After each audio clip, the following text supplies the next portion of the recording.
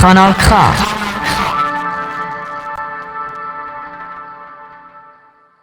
Eh bien, avant de vous laisser réagir sur les questions du franc CFA ECO, des questions qui fâchent d'ailleurs beaucoup d'Africains avisés, nous accueillons d'abord pour une interview exclusive sur ce sujet Dr Yves Kwea Maïzo, économiste et coordinateur du CVU Togo, collectif pour la vérité des urnes. Dr Yves Kwea Maïzo, bonsoir et merci de nous accompagner depuis Vienne en Autriche. Bonsoir, Monsieur Amos. Je vous remercie pour l'invitation. Alors, mercredi 25 juin dernier, le président nigérien évoqua un risque de dislocation de la CEDEAO si la future monnaie dite ECO est maintenue en remplacement du franc CFA. En effet, selon les dirigeants de la zone franc membre de la CEDEAO, il n'y aurait pas de véritable différence entre l'ECO et le franc CFA. Et le président Muhammadu Buhari va-t-il pouvoir tenir tête aux chefs d'État africains francophones de la CEDEAO et à la France qui ont donné leur accord sur la mutation du franc CFA en ECO? Je souhaiterais éviter des confusions sur ce qui est en train de se jouer au plan monétaire en Afrique de l'Ouest, entre d'une part et historiquement, la volonté d'établir depuis plusieurs décennies une monnaie commune à l'ensemble des 15 pays membres de la CEDEAO, CEDEAO étant la communauté économique et de développement des États d'Afrique de l'Ouest, et d'autre part, l'évolution souhaitée du franc CFA par les 8 pays francophones membres de l'UEMOA, l'Union économique monétaire ouest-africaine, qui sont des pays francophones et qui sont en fait soumis à des activités en commun avec la France. Si vous ne présentez pas le sujet comme cela, vous risquez de positionner le président Muhammadu Buhari comme un bouc émissaire ou un fauteur de troubles. Oui, vous avez raison. Ce qui n'est évidemment pas dans cette histoire. Tout à fait. Il devient de facto un véritable, je parle du président Buhari, il devient de facto un véritable lanceur d'alerte. Un vrai lanceur d'alerte sur la volonté de certains pays d'empêcher ou de retarder l'émergence de la souveraineté monétaire régionale en Afrique de l'Ouest. Et je pèse bien mes mots. C'est dommage. Rappelons l'histoire récente, parce que ce dossier est complexe.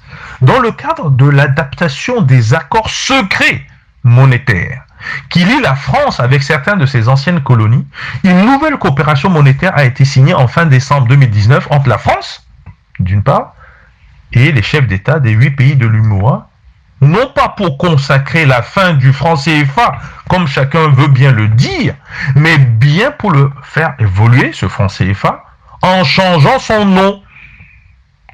Et on a choisi le nom déjà choisi par 15 chefs d'État de la CEDEAO pour leur monnaie commune. Voilà tout le problème. L'évolution de ce franc CFA par la France consiste principalement en 3 points. Le changement de la dénomination franc CFA en ECO UMOA, qu'on soit précis, ECO de l'Union économique monétaire ouest-africaine, pour créer la confusion sur l'ECO CEDEAO, qui avait déjà ce nom et choisi ce nom auparavant. Deuxième point d'évolution, les réserves de change, c'est-à-dire que quand nous avons mis de l'argent de côté, nos richesses sont centralisées à Paris. Ces réserves donc de change de les 8 pays d'Afrique de l'Ouest ne seront plus totalement ou partiellement centralisées au niveau des comptes d'opération, mais une partie viendra, compte d'opération d'ailleurs qui est au Trésor français. Donc attention, le Trésor français nous fait des crédits en réalité. Donc ces réserves de change, le bien qui appartient à l'Afrique ne sera plus centralisé au niveau du Trésor français, mais pourra être géré directement en Afrique. Ce qu'on appelle d'ailleurs les comptes d'opération. Et il n'y en a pas un, il y en a plusieurs. Donc on ne sait pas exactement qu'est-ce qui va rester à Paris et qu'est-ce qui sera dans la zone. Troisième point, les représentants français qui avaient un droit de veto au sein du conseil d'administration, c'est l'organe de gestion et de décision de la zone franc, ils seront remplacés par des experts indépendants, dont le choix n'est pas nécessairement du ressort des dirigeants africains, c'est tout le problème. Si vous choisissez des experts indépendants français ou des experts indépendants africains mais qui travaillent pour la France, la voix de la France continuera à compter dans cette structure décisionnelle. Tout à fait, c'est clair. Alors le président Buhari, au cours de la réunion extraordinaire virtuelle à cause de coronavirus, qui réunissait justement les chefs d'État de ce qu'ils appellent aujourd'hui la zone monétaire ouest-africaine, c'est la zone en fait de l'ensemble de la CEDEAO. Ça s'est passé le 25 juin dernier.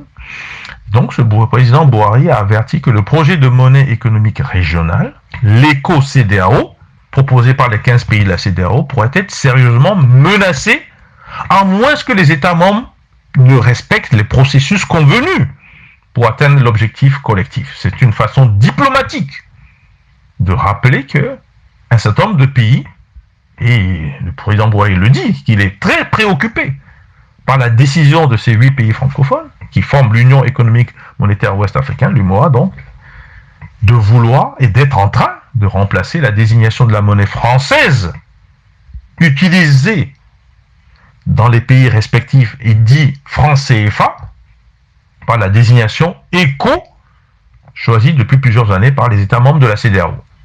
C'est très important. Le franc CFA est un franc de la France, mais qui est utilisé dans la zone franc et en l'espèce en Afrique de l'Ouest, en Afrique centrale et aux Comores avec des parités différentes mais fixes. Justement, docteur Yves Kwame, on voit que vous expliquez très bien la situation. Il revient aux Africains avertis de prendre leurs responsabilités, de savoir quoi faire ou bien comment aider nos chefs d'État africains à se libérer de ce système-là. Il est clair que la tâche ne sera pas aussi facile pour le président nigérien Muhammadu Buhari, mais serait-il traduit par ses homologues de la CEDEAO dans cette affaire du franc CFA ECO, selon vous, docteur Yves Kwame?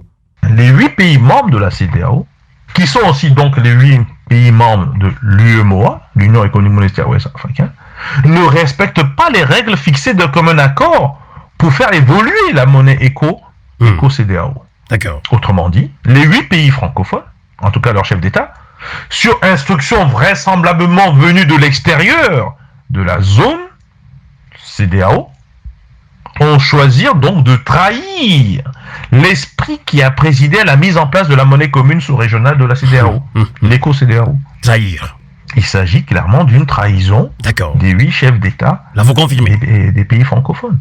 Ils ont choisi ainsi d'usurper le nom ECO, choisi par la CEDEAO, l'éco-CEDEAO, pour venir représenter la monnaie commune de leur zone francophone, c'est-à-dire le franc CFA. Ils sont en train donc de stopper l'évolution de l'éco-CEDEAO au profit de l'évolution du franc CFA qui va devenir l'éco-UMOA. Le président Buhari est vraiment un lanceur d'alerte dans ce cas-là. Et il a mis en garde contre le non-respect des règles établies pour la poursuite vers l'éco-CEDEAO.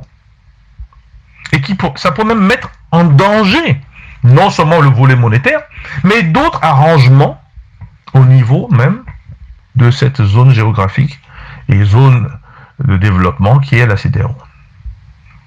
Autrement dit, il n'est pas acceptable pour le Nigeria d'intégrer une monnaie franc CFA qui aurait changé simplement de nom, même avec des ajustements de forme.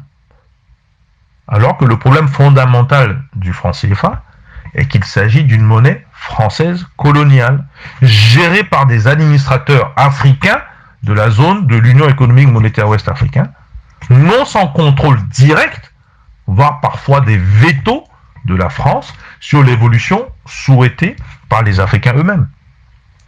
La France a certes proposé de remplacer ses 2 représentants au conseil d'administration de la zone franc par des experts dits indépendants, qui pourraient défendre la position française aux dépens de celle des pays africains. Mais la réalité, c'est que ces experts, les propositions qui viennent souvent d'experts français, entre autres d'un certain Dominique Strauss-Kahn. Et si c'est lui qui devient expert, compte tenu de son histoire, sa priorité est d'abord la France et non pas les pays africains. Même si les pays africains qui l'ont choisi comme conseiller, on pense au Congo, on pense au Togo, ont dû payer beaucoup d'argent au lieu de prendre des experts africains dont ils disposent et certainement mieux diplômés ou autant diplômés. Donc le président Buhari a donc exhorté l'ensemble des chefs d'État francophones qui l'ont trahi, en tout cas qui ont trahi l'esprit de l'unité africaine dans cette zone et qui ont choisi la voie de la France de revenir à l'idée originale de l'approche unique d'une monnaie commune des 15 pays de la CEDEAO. Et dans le cadre de la zone économique monétaire ouest-africaine, surtout, et de ne pas choisir l'approche, disons, parcellaire, l'approche parallèle, qui consiste à aller d'abord faire un écho de la zone francophone, en faisant évoluer le franc CFA, et plus tard, renégocier encore comment faire pour évoluer éventuellement vers un éco CEDEAO, alors que sur le fond, la jonction entre les deux devient impossible. Tout à fait. Docteur Yves Kwea Maïzo, vous avez parlé sans embâche, sans langue de bois.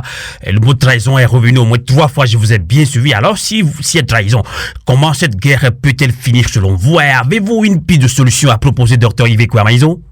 Alors, la proposition éco-CEDEAO est basée sur l'adoption d'un principe de convergence monétaire au cours des 3 années précédant l'introduction de la monnaie éco-CEDEAO, avec la volonté d'avoir un régime de change flexible, ce qui n'est pas le cas du franc CFA, ni de l'éco-UMOA.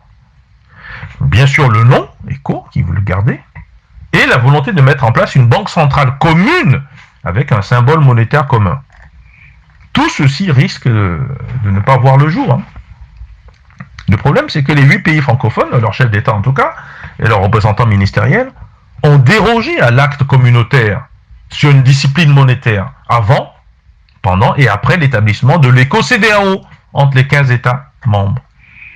La trahison ressentie se matérialise par l'approbation d'un projet de loi visant à réformer le franc CFA approuvé par la France et leurs alliés d'Afrique de l'Ouest, notamment les ministres en charge de l'économie et des finances, qu'ils soient français ou qu'ils soient francophones de la zone, mais aussi par les parlements de la zone de l'Union économique monétaire ouest-africaine. Donc le mouvement est en cours. Profitant des pertes potentielles dues à l'épidémie du coronavirus Covid-19, il faut savoir qu'il y a une contraction des économies de la zone de la CEDEAO, les 15 pays d'ailleurs. Beaucoup d'entre ces pays sont en récession. Une récession conjoncturelle, mais une récession quand même. La France elle-même subit cela, à cause du coronavirus Covid-19. Alors, les ministres français, eux aussi, de leur côté, sont en train d'approuver des projets de loi visant à réformer le franc CFA. Et ils le font avec l'ensemble des États membres de l'UMOA francophone qui sont alignés sur la position française, que ce soit au Parlement et que ce soit dans les différentes structures qu'ils ont mis en place. Donc, la confiance est bel et bien rompue avec le Nigeria, plutôt entre le Niger et les 8 pays de la CEDEAO, les 8 pays francophones de la CEDEAO. Car cette trahison-là ne peut pas passer. Quelqu'un doit au moins y mettre un haut là. Parce que l'objectif en filigrane est de faire sortir le Nigeria de la future zone éco-UMOA, éco-CEDEAO, donc faire sortir le Nigeria du système monétaire, ou de le convaincre de le rejoindre. Connaissant le côté souverainiste, le côté nationaliste du Nigeria, c'est quasiment impossible. Le Ghana, on n'en parle peut-être pas beaucoup, sa position n'est pas très claire. Bien sûr qu'elle veut suivre et respecter ce qui a été proposé au niveau de la CEDEAO, mais il y aura peut-être des velléités de rejoindre des pays francophones et laisser peut-être l'éco-CEDEAO mourir d'une mort télé-organisée à distance. Mais le président Buhari n'a pas mâché ses mots. Nous ne pouvons pas nous ridiculiser en entrant dans un syndicat pour se désintégrer. Le Ghana n'a pas dit la même chose, pour le moment en tout cas. Donc l'objectif affiché d'atteindre ensemble, c'est-à-dire les 15 pays de la CEDEAO, une union monétaire dotée des fondamentaux appropriés, qui devrait garantir quoi? La crédibilité, la pérennisation monétaire, la prospérité et surtout la souveraineté, l'indépendance régionale monétaire, est au mieux repoussée à plus tard, au calendrier grec diraient certains, au pire appelé à disparaître puisque le Nigeria ne participera pas à ce qui est considéré comme un non-respect mutuel, une déloyauté et au fond un divorce monétaire.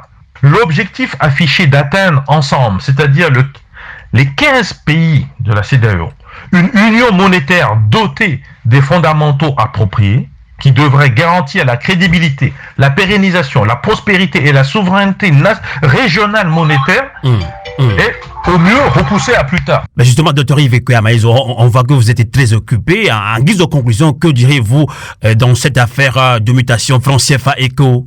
Écoutez, ma conclusion, elle est simple. L'objectif affiché d'atteindre ensemble, c'est-à-dire les 15 pays de la CEDEAO, une union monétaire dotée des fondamentaux appropriés qui devrait garantir et la crédibilité, et la pérennisation, la prospérité et la souveraineté régionale monétaire, c'est-à-dire l'indépendance monétaire au fond, tout ceci, au mieux, est repoussé à plus tard, au pire, est appelé à disparaître parce que le Nigeria ne participera pas à ce qui est considéré comme un non-respect mutuel, une déloyauté et au fond un divorce monétaire.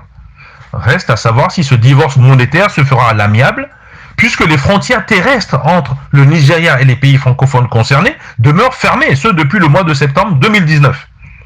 Donc le risque de dislocation de l'éco-CEDEAO en cas d'adoption prématurée et unilatérale de l'éco-UEMOA, en continuation du franc français dit franc CFA, est donc bien réel. Cela ne va sûrement pas changer les autres aspects de la coopération entre les 15 pays de la CEDEAO, sauf que la méfiance deviendra et viendra se rajouter au débat. Cette méfiance risque de créer beaucoup de problèmes dans la coopération en Afrique. Sauf que il fallait passer par cela. Parce qu'il y a beaucoup de clandestins dans cette volonté d'aller vers une forme de monnaie commune, une forme d'unité monétaire. Beaucoup le disaient avec la bouche, mais ne faisaient que trahir l'esprit de cette monnaie commune. Donc, au fond, cette alerte du président Buhari, au fond, cette séparation qui risque d'avoir lieu, à moins que les 8 pays ne reviennent en arrière de leur décision, serait, je pense, salutaire pour que ceux qui souhaitent vraiment, panafricains, je pense, aller vers une monnaie commune, se reconnaissent, s'organisent et surtout ne se limitent plus à la zone CEDEAO, mais considèrent l'ensemble de l'Afrique. On n'est pas obligé de se marier à 56 États. On peut se marier uniquement entre les États qui souhaitent aller vers une monnaie commune africaine. En tout cas, je pense que vous avez tout à fait raison, Dr Yves Amaïzo. Merci de nous avoir accompagnés en ligne depuis Vienne en Autriche. Je rappelle à nos fidèles auditrices et auditeurs de Radio Canal K que vous êtes économiste et coordonnateur de CVU Togo Diaspora, collectif pour la vérité des Unes. Bonsoir. Canal K.